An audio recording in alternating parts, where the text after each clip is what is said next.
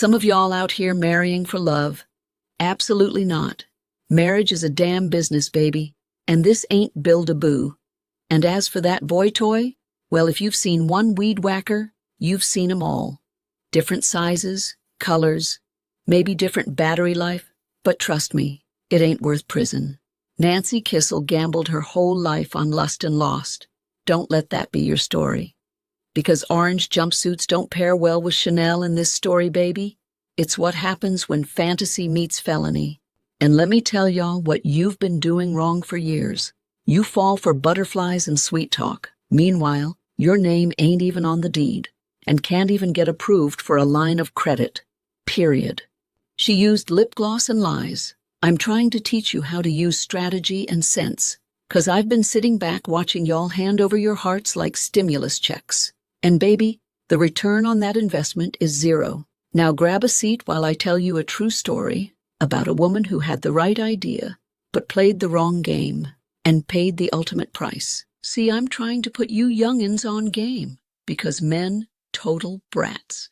And since you're going to cry at some point, and that's facts, make sure it's in a car with Italian leather seats, not a piece of crap. Now listen, sugar, I'm just the narrator. This isn't the nightly news, and I'm not your therapist. What you're about to hear is my opinion, my version, my story. If it hits too close to home, maybe it ain't me you're mad at. Take it or leave it. Just don't take it personal. Now let's get back to the story. Tonight, we know Nancy and Robert Kissel because of the murder, the Milkshake murder. But Nancy and Robert Kissel actually started way back in 1987 when the two met in New York City. They met, they began dating, they fell in love, and just 2 years later, 1989, they got married. Kissel was climbing his way up the corporate ladder, and he held a host of jobs, everyone higher than the last, more money than the last, until ultimately he was transferred to Hong Kong.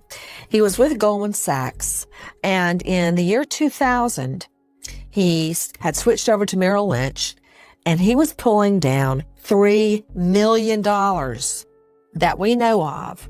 There may have been other bonuses. We also know that his title was Managing Director of Global Investments. Kissel had made it to the top. The picture-perfect family, that everything was going their way. But according to Nancy Kissel, it was far from perfect.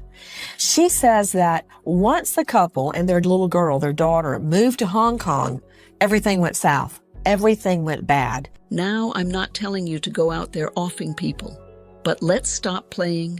You think Nancy Kissel married for love? Please, she married for leverage. She had a plan, a backup plan. Too many of y'all out here building fantasy homes on foreclosure budgets. I'll say it every day and twice on Sundays.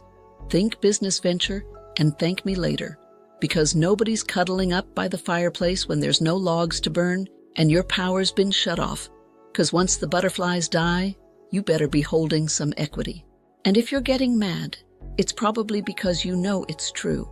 Marriage is a business, and you out here signing contracts with clowns. I get it. I was once naive too. How do you think I learned the game? He took back 4 of their 5 credit cards, and their relationship began to deteriorate rapidly. That's not the end of the story. See, the problem is you're thinking with your heart first, when your head should have been in charge. Baby, be smart. The heart will catch up once the check clears. He's love-bombing you, not because he's obsessed, but because he's overdrawn. You think it's passion? No, sugar, it's panic. He's covering broke with compliments like it's cologne, and you falling for it like it's Chanel. Now don't get it twisted. Nancy Kissel, she took it way too far. And no, baby, I ain't saying you need to be out here sedating folks and swinging blunt objects to get some money. But let's be real. Nancy had the right mindset, just the wrong weapons. From the outside, well, Nancy looked like a woman who'd won. Designer handbags, a husband with a Wall Street bankroll, a view you'd sell your soul for. But let me tell you something. Just because the house is clean, don't mean the marriage is. And not only was her conscience dirty, baby, So was everything else. Because Nancy's escape plan, well, it didn't just include taking her husband's money, it included taking his handyman too. While he was out there building his fortune, she was back home building the man she wished she'd married in the first place. Now that's cold enough to fog up a glass of champagne. Robert Kissel, the successful banker in Hong Kong, discovered his wife having an affair with a TV repairman. This private investigator says Robert Kissel told him he thought she was trying to kill him. Rod Kissel was worth about $15 million. Dead. Robert Kissel had offered to divorce his wife Nancy and divide their millions, but apparently she wanted more. Now let me pause right here. Nancy was calculated, I'll give her that. But this is where she messed up. See, I'm not a killer, I'm a planner. If I feel trapped, I don't pick up a weapon. I pick up a strategy. Nancy had the right idea, but she tried to escape using silence, seduction, and sabotage. Me? I would have used a spreadsheet and a lawyer. Clean, legal, bulletproof. But Nancy, she wanted out, and she wanted power. And baby, that combination is as dangerous as it is messy. She wanted more. Instead, she served him a strawberry milkshake laced with drugs, and when he passed out, she bludgeoned him to death with a statue. He stayed in the bedroom for 2 days, and then Nancy Kissel rolled his body up in a carpet that was in the living room and had the maintenance people from the building complex take his body to a storeroom in the complex. Nancy Kissel will spend the rest of her life in a Hong Kong prison for what became known as the Milkshake murder. Before the scandal, before the milkshake, before the headlines, there was Nancy. She learned to live rich. She played the part, pretty, poised, private school polished. And when she met Robert Kissel, well, let's just say it wasn't a fairy tale. It was a financial upgrade in a designer box. Now I know what y'all thinking. Nancy is a classic gold digger? Baby girl? What else she supposed to dig? Holes? She cooked. She cleaned. She raised the babies. She smiled through the silence. That ain't digging. That's investing. The problem is, y'all out here doing wife work for roommate benefits. You want security? You better bring strategy, 'cause love don't pay alimony. But receipts do. Now listen, I ain't saying go out here and be some scandalous side piece with a Chanel clutch and a guilty conscience.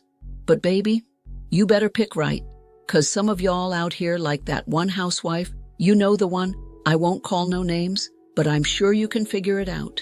Pulled a whole husband from somebody else's dinner table like she was reaching for the last biscuit. Yep, ended up with a man who got scooped up by ICE like he was fresh off Trump immigration list. And sure, sis secured herself a house, a glitchy prenup, a luxury car, and about $40,000 a month for all of 15 months. But she still has to buy him out the house if she wants to keep it. Let's be real. After fumbling that first prenup, you'd think she'd learn. But this is the same woman who once asked if the Underground Railroad had real trains. So never mind. Bad example. Scratch that. Look, I'm not here to judge. I'm just narrating the cautionary tales. You don't need to be a skank. You just need to be strategic. Class and grace, baby. Because real women don't leave home without it. Now Nancy, she had all that. Beauty, brains, a whole walk-in closet that smelled like money and self-worth. But she got bored. And boredom is the devil's group chat. Nancy had the right idea, just the wrong execution. Because when your plan starts with loneliness and ends with sedatives and a milkshake, well, that's not a strategy, that's a Dateline episode. So, what's my point? Paperwork, not poison. Mediation, not milkshakes. And ladies, please, keep your hands clean and your paperwork tighter than that first facelift. Don't get it twisted, honey. I may sound sweet, but I don't play about strategy. I didn't marry for love, I married for leverage. Because love? Well, women are wired differently than men. Love and loyalty are easy for us. Love has a way of showing up after the title transfer, the joint accounts and the estate plan, and yes, it's real love. As real as silk sheets, a secured future, and a man who knows his role. Because when the foundation is solid, Love don't just survive, it thrives. Now about Nancy. She skipped the strategy and chased the thrill. And that, baby, is how you end up in prison with nothing but regrets and a milkshake memory. Now Nancy, she didn't play it smart. She offed her rich husband with a drugged milkshake because she was a silly woman with no brains and even less patience. Thought she'd trade in a banker for a boy toy, but baby, she fumbled the bag and caught a life sentence. Me? I've never had to swing a statue or spike a smoothie. I just used the tools God gave me. And a notary. This story right here, it's not just about Nancy Kissel. It's about brains, beauty, and a bank account. In that order. And let me stop you right there. Don't come for Southern Confidential. She left me in charge, and I said what I said, and I ain't taking it back. I promise you one thing, though. I won't lead you down the Nancy Kissel rabbit hole, because as you'll soon see, she was a wackadoo, so bear with me. And just like your pastor at church said, I won't be before you long. Now look, baby, not every good man is rich, and not every rich man is good.